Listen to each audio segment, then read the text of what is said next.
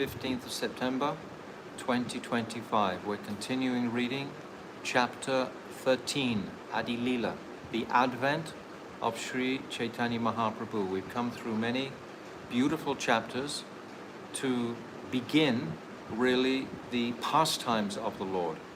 We've established the spiritual masters. We've established that Mahaprabhu is none other than Sri Krishna himself, Brajendranandan Shamsundar, in the second chapter. Third chapter, we describe the external symptoms for his appearance. This is so important to appreciate. Why did he come? Why did he manifest his pastimes? And the fourth chapter, famous chapter, what are the internal reasons for his advent? So important, so important. Then we have the glories of Nityananda, chapter 5. Then the glories of Advaita Chandra, Advaita Acharya, chapter 6. And then we have the beautiful chapter where Mahaprabhu purifies those Mayavadis in Varanasi, where it's described the Panchatattva, all the personalities of the Panchatattva. So that's in the 7th chapter. So see the sequence where we've come from each time. It's helpful to keep on refreshing it, so it'll make some deeper impression in our consciousnesses. And then the 8th chapter is wonderful, how Srila Krishnadas Kaviraj, in a very personal way, reveals to us why he's manifesting this Caitanya Caritamrta, how the Vaishnavas were begging him to write about the later pastimes of the Lord, because Vrindavan Das Thakur had only written about the early pastimes of the Lord in Navadvip, principally. And Srila Krishnadas Kaviraj Goswami is so respectful towards Vrindavan Das Thakur, saying he's the Vyasadeva of the Caitanya Lila descriptions. And then after this 8th chapter, where he reveals that Madan Mohan principally is the author of this divine epic grantha. He's the one who's inspiring him completely. He's the one who's actually performing the task of writing. And then we begin 9, 10, 11 and 12. The tree and the trunks, the branches of this devotional tree. So the whole structure has been laid out. And now we're actually right at the tail end of this Adi-lila, these last 4 chapters. We're going to describe the advent of the Lord and his youthful, adolescent pastimes, etc.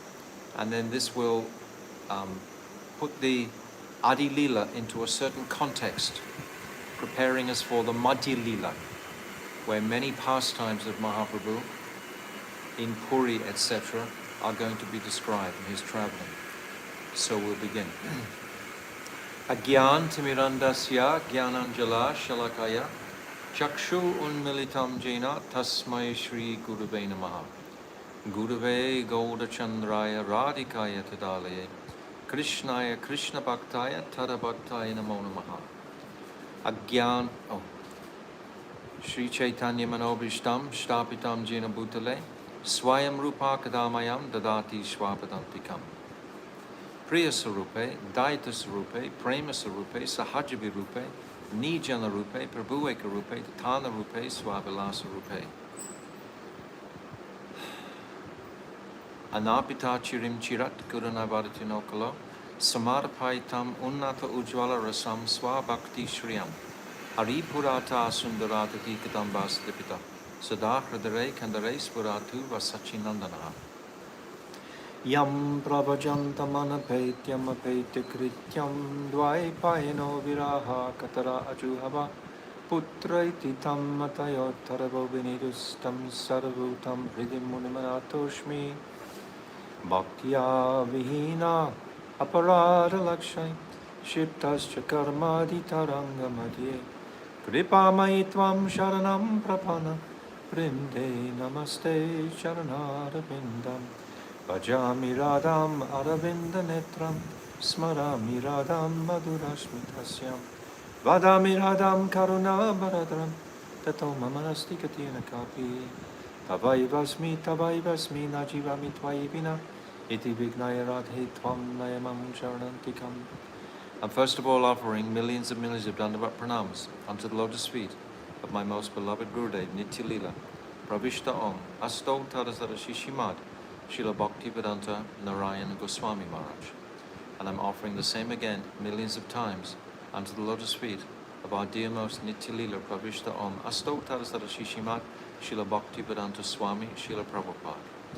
And I'm offering my Dandavat Pranams to Srila Krishna's Kaviraj Goswami and all our divine Rupanuga Guru Varg and all the Vaishnava and Vaishnavi devotees of the Lord. My Dandavat Pranams to all of you. Vancha Kalpa Tarubhyascha Kripa Sindhuvevacha Patitanam Pavanibhyo Vaishnavibhyo Namo Namaha. So yes, reading our 13th chapter, the Advent of Lord Chaitanya. And so far we've described his birth, and now we're singing these very beautiful verses. I don't have my Bengali friend with me anymore. He's run back to Tripura. So you'll have to put up with me stumbling through the Bengali of this. I'll do the best I can, of course. So we're on text 108. Acharyartna Shrivasa Jagannatha Mishra Pasha Ashitanra Kari Savadana Karaila Chata Karma Ye Achila Nividi Dharma Tabe Mishra Kare Nanadana. Translation. Chandrasekhar Acharya and Srivas Thakur both came to Jagannath Mishra and drew his attention in various ways. They performed the ritualistic ceremonies prescribed at the time of birth according to religious principles. Jagannath Mishra also gave articles of charity. Varieties of charity. Text 109. Yotu kaka pailayata gore va echila kata sabadana vipradila dana yatra nataka gayana bata achintana gyana dana diya kaila sabaramana. Translation. Whatever riches Jagannath Mishra collected in the form of gifts and presentations, and whatever he had in his house, he distributed among the Brahmanas, professional singers, dancers, bhattas, and the poor. He honored them all by giving them riches in charity. This is the Vedic system. When a child is born, is to give charity. And also, when that child has their appearance day, their birthday, it's traditional for that child to distribute charity also. So in every instance, it's a question of distributing the charity. In the Western world, it's upside down, it's the other way. The recipient sits there waiting for people to give them gifts. But in the Vedic tradition, the person whose birthday or Avirbhav it is, they will give gifts as much as they're able to. Text 110. Shrivasara Brahmani Namatanra Malini Acharatna Patna Sangae Sundara Haridra Tvaila Kahi Kaila Narkala Divya Puja Nagana Range.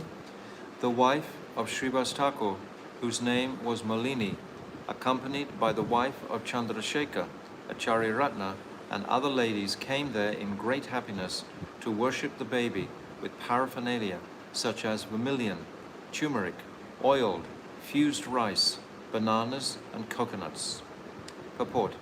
Vermilion, kai, fused rice, bananas, coconuts, and turmeric mixed with oil are all auspicious gifts for such a ceremony. As there is puffed rice, so there is another preparation of rice called kai, or fused rice, which along with bananas is taken as a very auspicious presentation. Also, turmeric mixed with oil and vermilion makes an auspicious ointment that is smeared over the body of the newborn baby or a person who is going to marry. These are all auspicious activities in family affairs.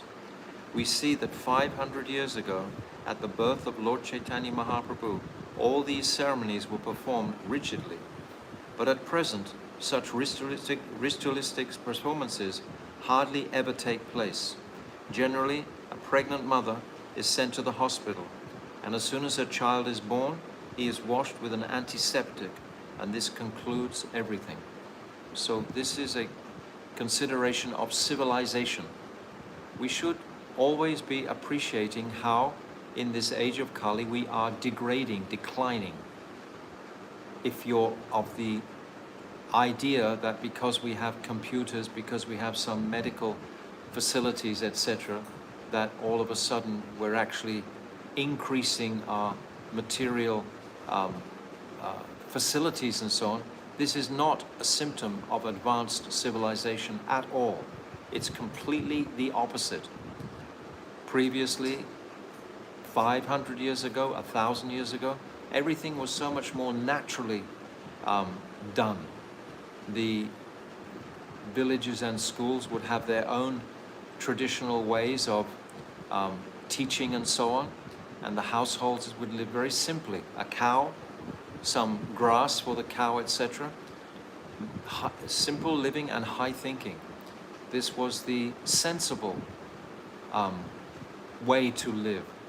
But nowadays we've complicated our lives so excessively in the name of advancement. But who is happy? What is the greatest disease in the world today is stress, isn't it? So is this a symptom of advanced civilization? Because we have spaceships, rocket, internets, etc., that we're better off when the whole planet is stressfully conducting all these engagements? No. We have to appreciate it. Don't get sucked in, thinking that this is some wonderful material facility to enjoy. It doesn't work that way.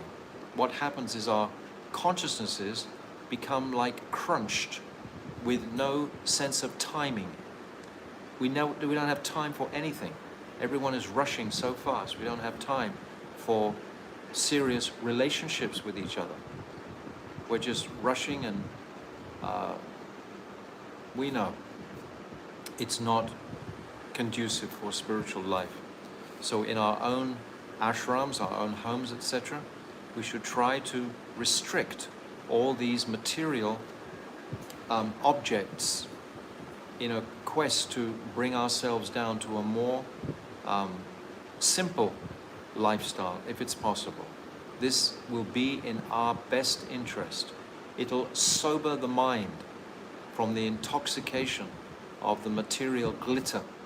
We need it. It'll be so helpful. So, I read that one. Text 111. Advaita Acharya Bharya Jagata Pujita Arya Namatanra Sita Takurani Acharya Agnapana Kela Upahara Lana Dekite Balaka Siromani. One day, shortly after Lord Chaitanya Mahaprabhu was born, Advaita Acharya's wife, Sita Devi, who is worshipable by the whole world because she's actually Purnamasi in Caitanya Lila. In Caitanya Lila, this is Purnamasi, is Sita Thakurani, took her husband's permission and went to see that topmost child with all kinds of gifts and presentations. Purport. It appears that Advaita Acharya had two different houses, one at Shantipur and one at Navadvip. When Lord Chaitanya Mahaprabhu was born, Advaita Acharya was residing not in his Navadvip house, but in his Shantipur house. Therefore, as formally explained in text 99, from Advaita's old paternal home, Nijalaya, in Shantipur, Sita came to Navadvip to present gifts to the newborn child, Chaitanya Mahaprabhu. Text 112. Suvanera Kadi Polila Raja Natmudra Pashuli Suvanera Angada Kankana Du Bahute Divya Sanka Rajatera Malabanka Swarna Mudara Nana Harangana. She brought different kinds of golden ornaments, including armlets, necklaces, anklets, and bangles for the hands. Text 113. Vyagra naka hema jadi kati pata shuta dori hasta padare yati abarana chitravana pata sada buni fota pata padi swarna ropya mudra bahu dana. Translation. There were also tiger nails set in gold, waist decorations of silk and lace, ornaments for the hands and legs, nicely printed silken saris, and a child's garment, also made of silk. Many other riches, including gold and silver coins, were also presented to the child. Purport. From the gifts presented by Sita Thakurani, Advaita Acharya's wife, it appears that Advaita Acharya was at that time a very rich man. Although Brahmanas are not the rich men of society, Advaita Acharya, being the leader of the Brahmanas of Shantipur, was considerably well-to-do. Therefore he presented many ornaments to the baby, Lord Chaitanya Mahaprabhu. But Kamalakanta Vishvasa, asking for 300 rupees from the king of Jagannath, Puri, Maharaj Prataparudra, on the plea that Advaita Acharya was in debt for that amount, indicates that such a rich man, who could present many valuable ornaments, saris, etc., thought it difficult to repay 300 rupees. Therefore, the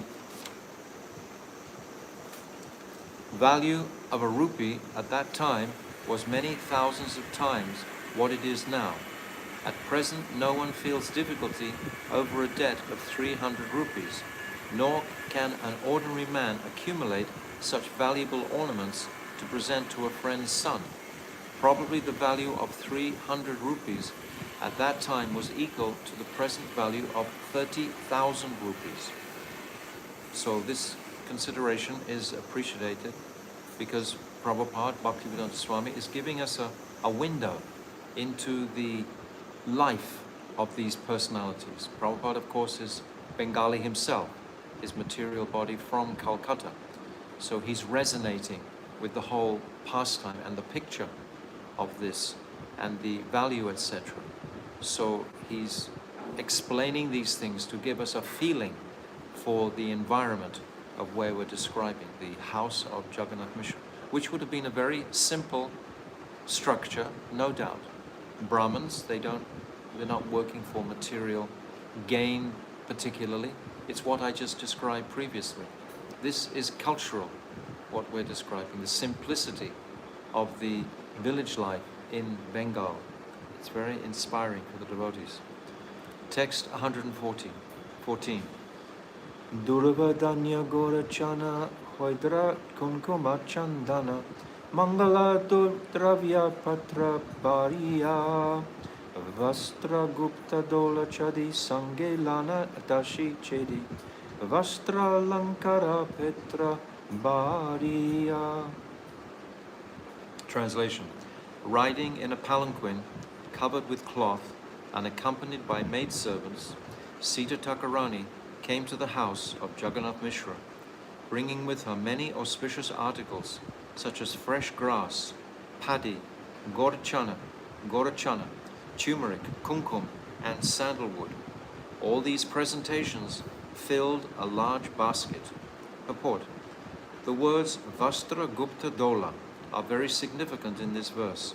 Even 50 or 60 years ago in Calcutta, all respectable ladies would go to a neighboring place riding on a palanquin carried by 4 men. The palanquin was covered with soft cotton, and in that way there was no chance of seeing the respectable lady traveling in public. Ladies, especially those coming from respectable families, could not be seen by ordinary men. This system is still current in remote places. The Sanskrit word asurya pasya indicates that a respectable lady could not be seen even by the sun. It's described that Srimati Radharani's limbs are not even perceived by the sun. In the Oriental culture, this system was very prevalent and was strictly observed by respectable ladies, both Hindu and Muslim. So we see in contrast to that the deplorable state of the Western world, where they try to wear as less as possible to try to attract the men sexually.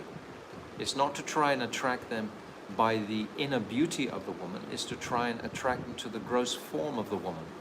So we're reducing in every single, even they have huge billboards with half-naked ladies on them. So this is prevalent in the Western world.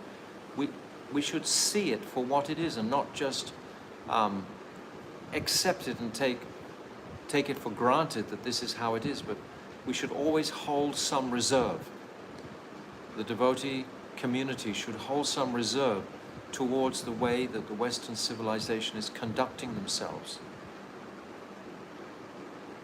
It's not for us just to accept and then let it go.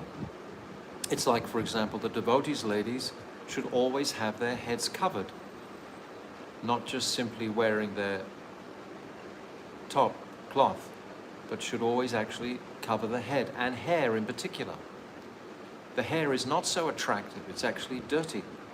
It's not particularly an attractive feature, but the women of the West spend billions, trillions of dollars getting their hair ornamented, etc.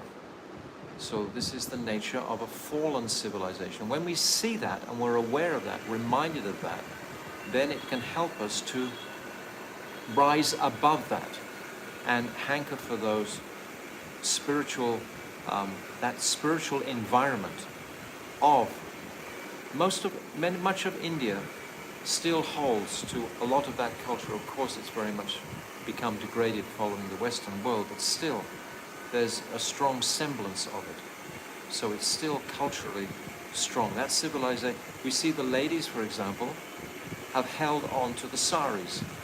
The men have put on pants and shirt since the British came.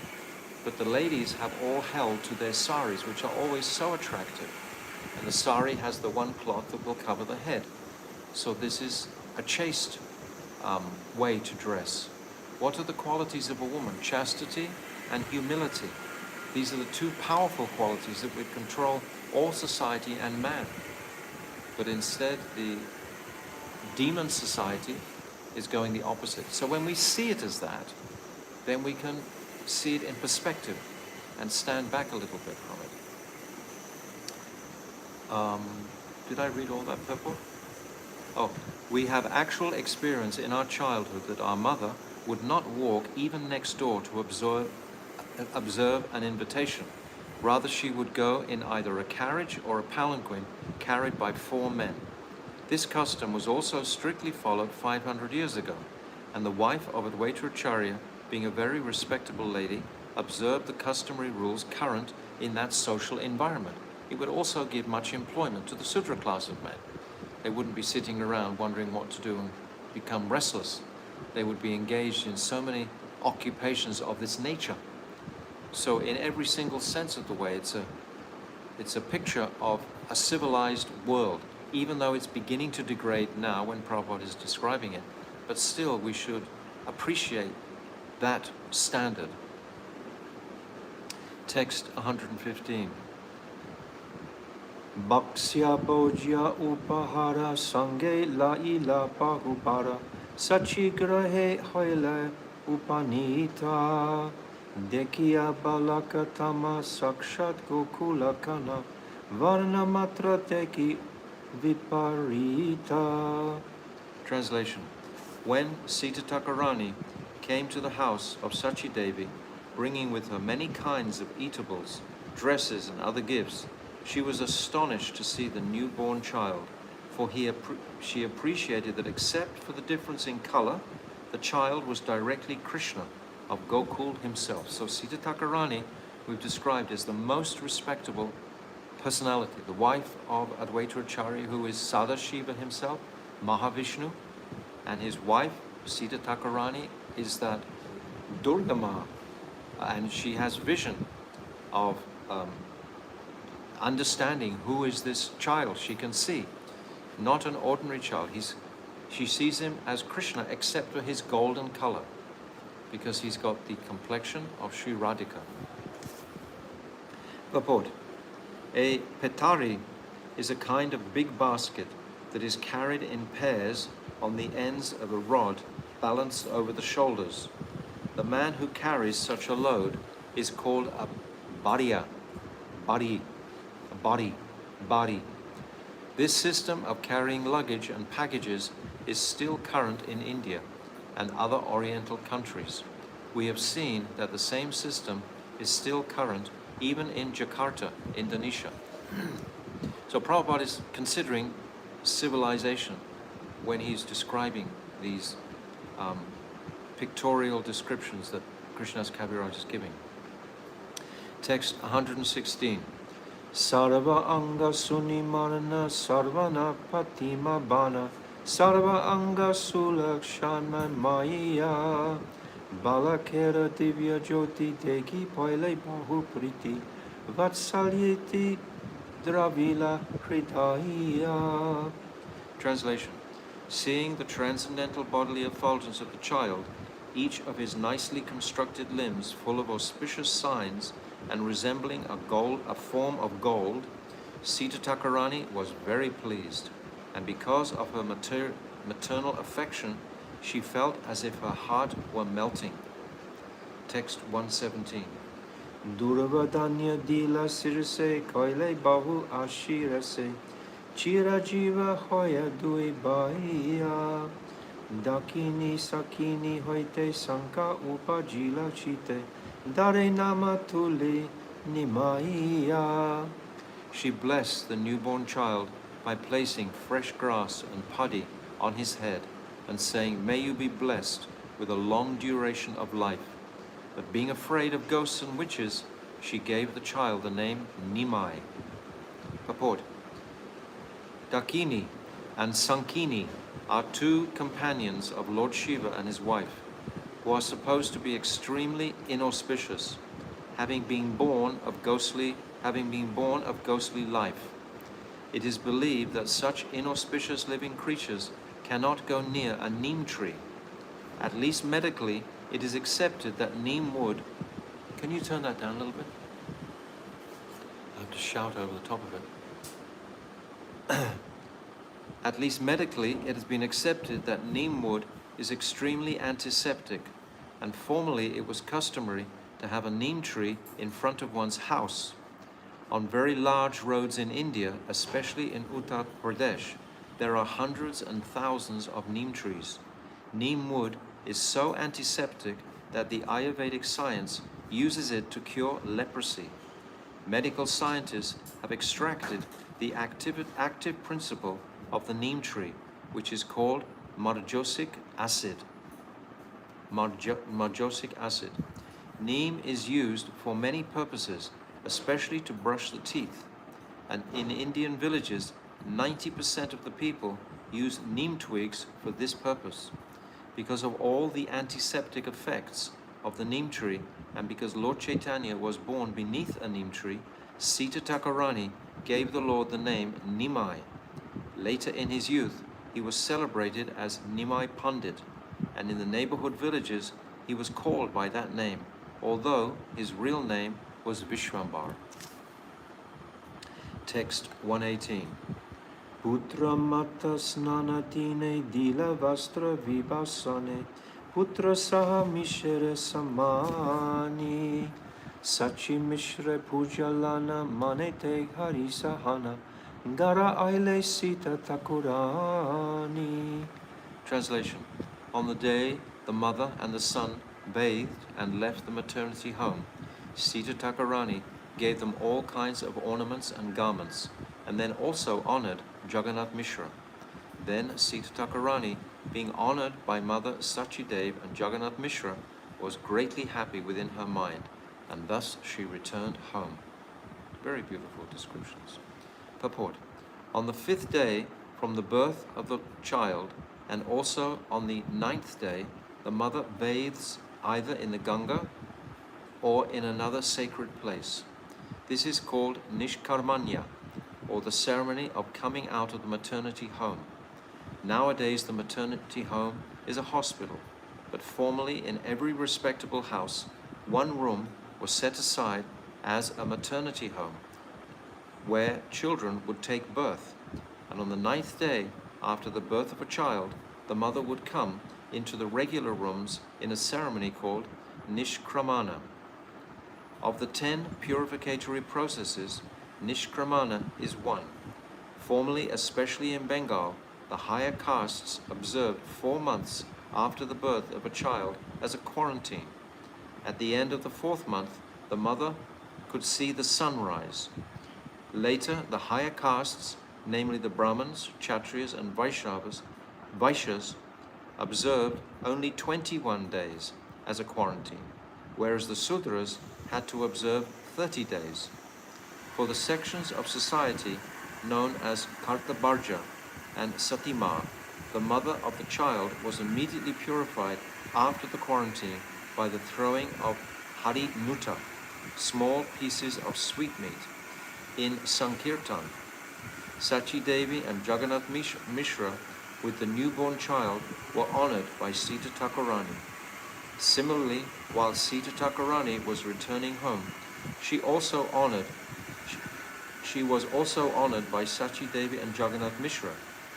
That was the system of respectable families in Bengal. This honor and respect is flowing thickly within the society, which means love and affection between them. When that respectful mood is prevalent, then less sinful desires and activities will take place, isn't it? When full respect is being offered, respect is a symptom of love, of affection. It's purifying, it raises the consciousness. When we sit with Sadguru or a number of saints, we feel respectful. So therefore our consciousnesses will raise with that mood of respect. So Bhaktivedanta Swami Prabhupada is emphasizing this at the birth, the advent of Chaitanya Mahaprabhu, filled with beautiful, respectful offerings, etc., and prayers. Text 119. Ache Sachi Jagannatha Putra Pana Lakshmi Nita Nata Purna Hoile Sakala Vanchita Dana Danya Baragara Lokamanya Kaleshvara Dina Dine Hoya Anadita. Translation. In this way, Mother Sachi Devi and Jagannath Mishra, having obtained a son who was the husband of the goddess of fortune, had all their desires fulfilled. Their house was always filled with riches and grains. As they saw the beloved body of Sri Chaitanya Mahaprabhu, day after day, their pleasure increased. Purport. Lord Sri Chaitanya Mahaprabhu is the Supreme Personality of Godhead. Therefore everyone offered respects to him. Even the denizens of heaven used to come in the dress of ordinary men to offer their respects to the Lord. His father and mother, Jagannath Mishra and Sachidev, seeing the honor of their transcendental son, also became very pleased within their hearts. Text 120. Mishra Vaishnava Shanta Alampata Shuddha Danta Dana Bhoge Nahi Abhimana Putrera Pravayata Dana Ashi Mile Tata Vishnu Prite Dvija Denetana. Translation. Jagannath Mishra was an ideal Vaishnava. He was peaceful, restrained in sense gratification, pure and controlled. Therefore, he had no desire to enjoy material opulence. That's the big transcendental distinction. If we have desire to enjoy transcendental opulence, we're going to live in a world filled with material facilities. And it's going to be very bewildering and confusing for the consciousnesses, and it's going to result in stress, as we see, because we're never getting enough. It's like the greed for material pleasure just keeps on increasing, rather than the greed for spiritual meditation and focus. That will increase also simultaneously, one greed or the other. Whatever money came because of the influence of his transcendental son, he gave it in charity to the Brahmins for the satisfaction of Vishnu. Text 121. Lagnagane Harismati Nilambara Chakravati Gupte Kicho Kahila Mishrera Mahaprabhurchina Lana Ange Bina Bina Deki E Taribe Samsare.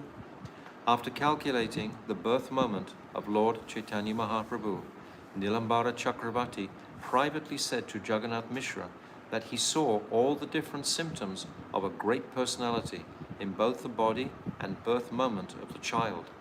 Thus he understood that in the future this child would deliver all the three worlds. This is why he gives him the name Vishwambara. Text 122. Ache Prabhu Sache Kare Kripaya Kaila Avatare Yahe Iha Kareya Shravana Gaura Prabhudaya Maya Tanra Hoina Sadaya Se Paya Tanhara Charana. Translation. In this way, Lord Chaitanya Mahaprabhu, out of his causeless mercy, made his advent in the house of Sachi Devi. Lord Chaitanya is very merciful to anyone who hears this narration of his birth, and thus such a person attains the lotus feet of the Lord. Text 123. Paya Manusya Janma Yana Sune Gaura Guna Heno Janma Tare Vyata Hoila Paya Amrita Duna Paya Visha Garta Pani Janmiya Se Kena Nahi Maila. Translation. Anyone who attains a human body but does not take to the cult of Sri Chaitanya Mahaprabhu is baffled in his opportunity. Amrita Duni is a flowing river of the nectar of devotional service. If after getting a human body one drinks the water in a poisoned pit of material happiness instead of the water of such a river, it would be better for him not to have lived, but to have died long ago. Very beautiful. Srila Krishnadas Kaviraj Goswami is really giving us some nectar here. Purport. In this connection, Srimad Prabodhananda Saraswati has composed the following verses in his Chaitanya Chandramrita. Acharyan idam vishvam yadi charit chaitanyam ishvaram navidu sarva shastra jane hi api brahmyanti tegana. This material world is without Krishna's consciousness. Lord Chaitanya Mahaprabhu is Krishna consciousness personified. Therefore, if a very learned scholar or scientist does not understand Sri Chaitanya Mahaprabhu, certainly he is wandering uselessly in this world. Prasharita Mahaprema Piyusa Rasa Sagara Chaitanya Chandra Pakate Yodino Dina Evasa. A person who does not take advantage of the nectar of devotional service overflowing during the presence of Sri Chaitanya Mahaprabhu's cult is certainly the poorest of the poor. Avitirne Gaura Chandra Vish. And again. What was the melody I was doing? Avitirne Gaura Chandra Vish. No, it's not that one. Avitarne Gora Chandre Vistrane Prema Sagare Suprakshita Ratu Naga Yodina Dina Evasa. The advent of Lord Chaitanya Mahaprabhu is just like an expanding ocean of nectar. One who does not collect the valuable jewels within this ocean is certainly the poorest of the poor. Incredible graphic verses. Srila Pramodhananda Saraswati, who in Krishna Lila is Tungavidya. Tungavidya is considered the wisest, one of the wisest of all the Sakis, knowing all the Jyotish Shastra, all the Vedas, all the mantras, etc. Very wise Saki, Tungavidya. And this is Prabodhananda Saraswati. Similarly, Srimad Bhagavatam 2, 3, 19, 20, and 23 states, Svavidvad varahostra karai samstutu sutta purusha pashu nayat karna pato peto jatu narma gada garaj baile bator krama baile batro krama vikrama ye na shrinvata karna pute. That's the wrong verse. Baile Bhatto Krama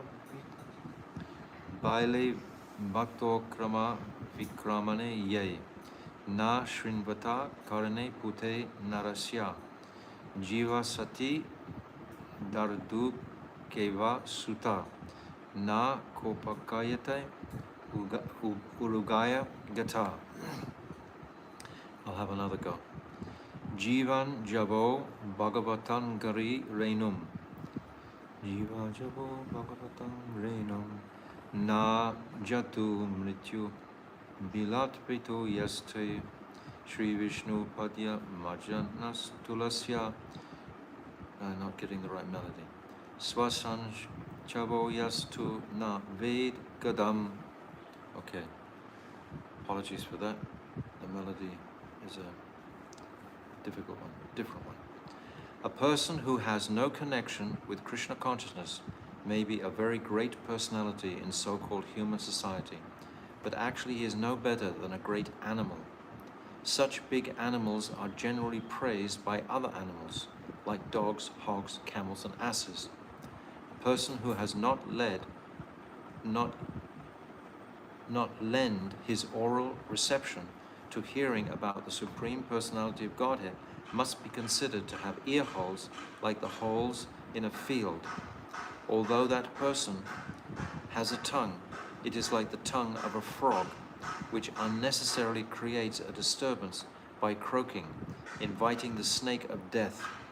Similarly, a person who neither takes advantage of the dust of the lotus feet of great devotees or smells the tulsi leaves offered to the lotus feet of the Lord must be considered dead, even though he's supposedly working. Similarly, in Srimad Bhagavatam 10.1.4 states, Nivrita tasya upagramanat bhava shodaksh chatromano barimat ka utamashloka gunatvat pumam viryajate vina pashu granat. Who but the animal killer or the killer of the soul will not care to hear glorification of the Supreme Personality of Godhead? Such glorification is enjoyed by persons liberated from the contamination of this material world. Similarly, Srimad Bhagavatam 3:20-56, Nenarta pada sevyai jivan api mrityo hisa. Although a person is apparently living, if he does not serve the lotus feet of great devotees, he is to be considered a dead body. If we could even just for a fraction of a second appreciate the nectar of performing devotional service with our full consciousness, why would we ever think again to come into that material poisonous place and take that poisoned materialistic water of trying to enjoy the senses, the material senses? Even we should pray just for a moment of sweet devotional practice and service to rise ourselves fully above this material stool pit. Text 124. Now we come back to here again. Let's see if I can remember. Shri Caitanya Nityananda Acharya Avita Chandra Swarupa Rope Raghunatha Das Iha Sabara Shri Charana Sire Vandi Nijatana Janma Lila Gaila Krishna Dasa. Well, that's his final verse. Translation. Taking on my head as my own property the lotus feet of Sri Chaitanya Mahaprabhu, Nityananda Prabhu, Acharya Advaita Chandra, Swarup Damodar, Rupa Goswami, and Raghunath Das Goswami, I, Krishnadas Goswami, Krishnadas Kaviraj Goswami, have thus described the advent of Sri Chaitanya Mahaprabhu. Purport. Sri Chaitanya Mahaprabhu, Nityananda, Advaita Prabhu, Swarup Damodar, Rupa Goswami, Raghunath Das, and their followers are all accepted by Krishnadas Kaviraj Goswami.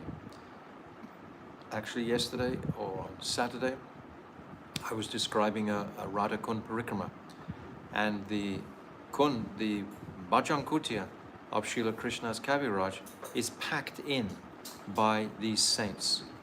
Just beside him is Rupa Goswami. On the other side is Raghunath and Srila Vishwanath Chakravarti Thakur. In front actually is Shivji and Gadadhar Pandit. And just to the side is Raghunath Bhatta and again Raghunath Das, and just round the corner is Gopal Bhatta. So all of these persons are surrounding Krishna's Kaviraj's Bhajan Kutia today, and also his Samadhi today. So the devotee should take advantage of this opportunity and try to associate with these personalities who are certainly resonating with full life. I said that verse yesterday. He reasons ill who tells that Vaishnavas die when thou art living still in sound. The Vaishnava dies to live, and in living tries to spread the holy name around, just as Chaitanya Mahaprabhu did. That means I'm following in the movement and footprints of Chaitanya Mahaprabhu if I'm trying to spread the holy name around. From his very birth, Mahaprabhu was performing the pastime of getting all the ladies to chant Hare Krishna when he started to cry from his very birth. It was arranged from his very birth in the waters of the Ganga when there was an eclipse, a lunar eclipse. Everyone was vibrating the holy name of the Lord. It's described that at Vaitaracharya, Haridas, they were dancing frantically on the roof in Shantipur, up at Vaitaracharya's house, vibrating the holy name. And it's described that the whole area, the whole of Navadvip Dham, was chanting the holy names. Not only Navadvip Dham, but the whole of Bengal was chanting the holy names. Actually, in Bharatvash, they would have all been appreciating this eclipse and the way to offset the inauspiciousness of an eclipse when Rahu tries to cover the sun or the moon, that the best way, the most proficient way, is to chant the Mahamantra. So all the populace were chanting the Mahamantra when Mahaprabhu advents. And then Mahaprabhu performs the pastime with the ladies to make them chant more. So from his very birth, before his birth, this mood of chanting. So this is our process, very simple process that Mahaprabhu gives. And by this chanting, we will appreciate these descriptions much more. It's our duty to chant. If we've been given this mantra by the sadhus, by the glorious Guru Varga, if they bestowed this mantra on us, it's our duty to resonate it, to vibrate it to the maximum in our lives. And that way the maximum benefit will come. If we compromise on this, our whole vision and consciousness will be compromised. Why? It's such a simple way. In previous ages, they had to meditate in a circle of fire in the middle of summer, sit and submerged up to the neck in ice-cold rivers, etc. The austerities were extreme, but our apparent austerity is simply to vibrate this mantra as much as we possibly can during the 24 hours of the day. And this will bring all auspiciousness to our consciousness, give us the ability to control our senses more easily. It'll elevate us, there's no doubt. Anyone who follows in the footsteps of Krishna's Kaviraj Goswami, who accepts the lotus feet of the above-mentioned lords as his personal property. What's that? Anyone who follows in the footsteps of Krishna's Kaviraj Goswami, who accepts the lotus feet of the above-mentioned lords as his lotus property, as his personal property. For a materialistic person, material wealth and opulence are only illusory. Actually, they are not possessions, but entanglements, because by enjoying the material world, a conditioned soul becomes more and more entangled by incurring debts for his present enjoyment. Similarly, a conditioned soul considers property for which he is in debt to be his own, and he is very busy acquiring such property. Yes, our property is this Hare Krishna mantra. Unfortunately, a conditioned soul considers property for which he is in debt to be his own, and he is very busy acquiring such property. But a devotee considers such property not real property, but simply an entanglement in the material world. If Lord Krishna is very pleased with the devotee, he takes away his material property, as he states in Srimad Bhagavatam 10:88-8, Yasyaham anugrani granami harisya tad danam shanai. To show special favor to a devotee, I take away all his material property.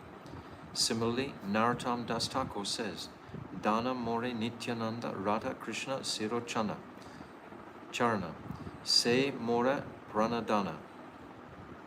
My real riches are Nityananda Prabhu and the lotus feet of Sri Radha and Krishna. He further prays, O Lord, kindly give me this opulence. I do not want anything but your lotus feet as my property. Srila Narottam Das Thakur has sung in many places that his real property is the lotus feet of Radha and Krishna. This is our eternal property, our eternal wealth.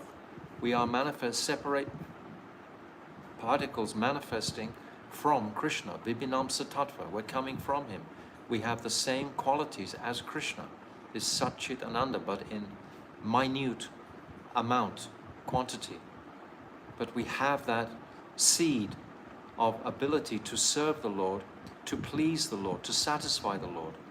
What a wonderful proposition, to have the ability to satisfy the Lord of all creation, to satisfy the Lord of Sri Radha in Braj, to satisfy Sri Radha herself, to serve the divine couple.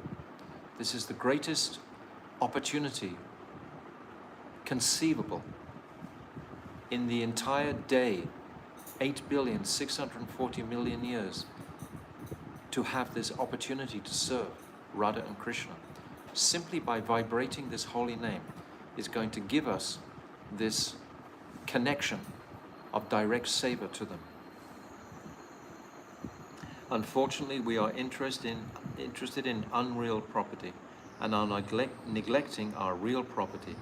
Adane yatana kari dana tyajina jinu. Sometimes smarters consider Raghunath Das Goswami a Sudra, but Krishnadas Kaviraj Goswami here especially mentions Swarup Rupa Raghunath Das. Therefore, one who considers the lotus feet of Raghunath Das to be transcendental to all divisions of the caste system enjoys the riches of actual spiritual bliss. So this ends the 13th chapter. I don't want to begin the 14th chapter today. I would rather begin it tomorrow. We'll begin from the beginning of our reading tomorrow with the 14th chapter. So I'm going to end early today on the note of Lord Chaitanya Mahaprabhu's advent and consider the beauty of his advent described in these wonderful verses, the color of it, the sweetness of it, the mood of it, everyone celebrating joyfully the birth of this glorious child. Just like we celebrate Krishna Janmashtami, so we celebrate Gaur Pranim festival when Sri Sachinandan Gaurahari makes his appearance, as we celebrate the appearance of Krishna in in August, the month of August, we celebrate Janmashtami. So these are very beautiful, and we sing, actually, we all sing collectively these verses during the Abhishek of Chaitanya Mahaprabhu. During this festival, on his Gauranim festival, we all sing these beautiful verses. So remember where these are at the end of chapter 13. So for future reference, we can easily know how to show others where this beautiful description is. So Sri Chaitanya Mahaprabhu ki jai. Advent of Chaitanya Mahaprabhu ki jai. Gaur Premanande. Hari Hari Bol. Hare Krishna, Krishna Krishna, Hare Hare, Hare Rama, Rama Rama, Hare Hare, Hare Krishna, Krishna Krishna, Hare Hare, Hare Rama, Rama Rama, Hare Hare. Oh Hare Krishna, Krishna Krishna, Hare Hare, Hare Rama, Rama Rama, Hare Hare. Oh Hari Bol, Hari Bol, Gaura Hari Bol, Nitai Gaura Hari Bol, Hari Bol, Gaura Hari Bol, Gau Premanande, Hari Bol. If anyone has a quick comment or a question, we have actually a couple of minutes extra today. If anyone wants to post a question on Facebook or on YouTube in the next 30 or 40 seconds, you can do so today. It would be nice to hear from you, your appreciation of this incredible chapter of the Advent of Caitanya Mahaprabhu. It's a culmination, isn't it? A culmination from all the chapters that we've come through. And finally we come to this sparkling, beautiful Advent, chapter 14. It's a very glorious chapter that we've been through today. So if no one has any questions, we'll conclude. Vancha kalpa tarubhyascha kripa sindhavevcha patitanam pavnebhyo vaishnavebhyo namo namaha. Go Premanande Hari Hari Bol.